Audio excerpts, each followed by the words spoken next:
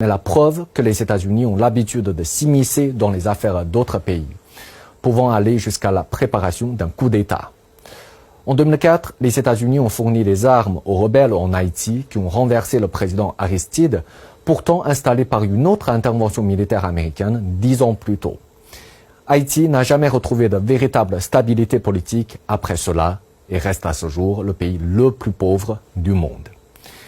Néanmoins, l'influence américaine y est omniprésente, d'où le soupçon sur l'implication de la CIA dans l'assassinat en juillet dernier du président haïtien Jovenel Moïse. Autre bourbier qui illustre l'obstination de l'Occident avec à sa tête les États-Unis à vouloir imposer de force la démocratie dans d'autres pays.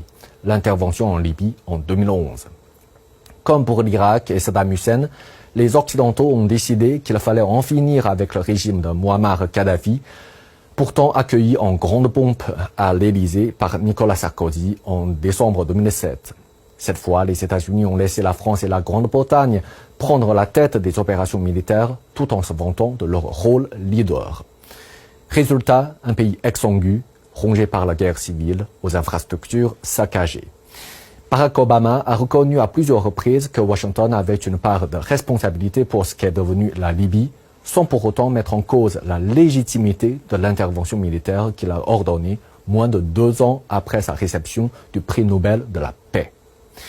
En 2017, le président français Emmanuel Macron a reconnu que la France avait eu tort de faire la guerre de cette manière en Libye et qu'elle n'avait eu comme résultat que des États faillis dans lesquels prospèrent les groupes terroristes. Même après s'être cassé les dents à de multiples reprises, les Américains n'ont pas rechigné à intervenir militairement en Syrie en 2014, sous couvert de lutter contre Daesh, convaincus d'être les seuls à promouvoir la liberté dans le monde. Le scénario s'est donc répété, des villes entières bombardées, des millions de réfugiés, une coalition qui s'est embourbée. L'Observatoire syrien des droits de l'homme estime le nombre de morts civils dans des bombardements de la coalition à plus de 4000 personnes. Femmes et enfants inclus, entre 2014 et 2018. Ce chiffre a augmenté depuis, mais demeure inconnu.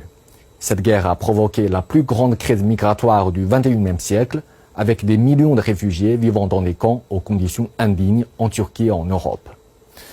Le bilan de ces guerres montre bel et bien que l'interventionnisme militaire n'apporte rien aux pays envahis, sinon souffrance et chaos. Ces tristes réalités secouent les fondements de la légitimité que les États-Unis cherchent à asseoir sur le plan éthique comme gendarme du monde et dissipent peu à peu l'illusion d'un phare de la démocratie dont ils se vantent. Il est temps maintenant pour les politiciens de Washington de se réveiller.